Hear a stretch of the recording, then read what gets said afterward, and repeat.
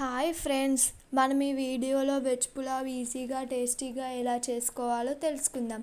ముందుగా మనం 1.5 గ్లాస్ రైస్ని తీసుకోవాలి. దాన్ని మంచిగా కడుక్కున్న తర్వాత అందులోకి కొన్ని వాటర్ పోసుకొని 10 to 15 minutes నానబెట్టుకోవాలి.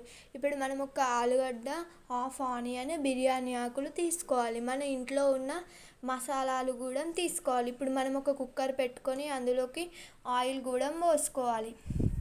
1 స్పూన్ గీ కూడా వేసుకోవాలి. హాఫ్ స్పూన్ జీలకర్ర.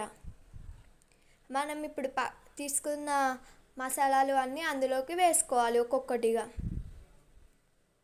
మనం కట్ చేసి పెట్టుకున్న ఆనియన్స్ని కూడా అందులోకి వేసుకోవాలి.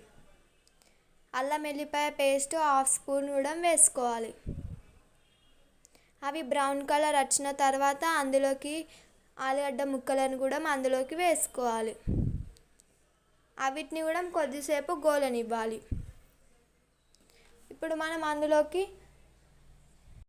టమాటా ముక్కలను కూడా అందులోకి వేసుకోవాలి. హాఫ్ స్పూన్ పసుపు వేసుకున్న తర్వాత అందులోకి తగినంత కారం కూడా వేసుకోవాలి. ఉప్పు కూడా అందులో తగినంత వేసుకోవాలి.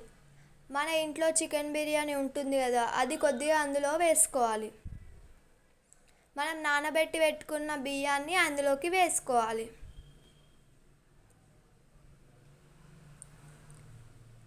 ఇప్పుడు అవన్నీ మంచిగా కలుపుకోవాలి. వీడియోలో చూపిస్తున్నట్టు మొత్తం కలుపుకోవాలి.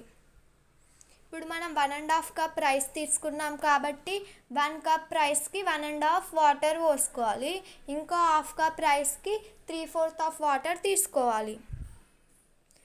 ఇప్పుడు అవన్నీ కలుపుకున్న తర్వాత దాని మీద క్యాప్ పెట్టుకోవాలి.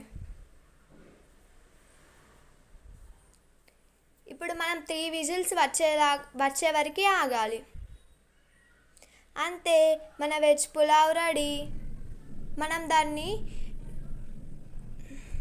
దానికి కాంబినేషన్గా అల్లా కూడా చేసుకోవాలి. Thank you.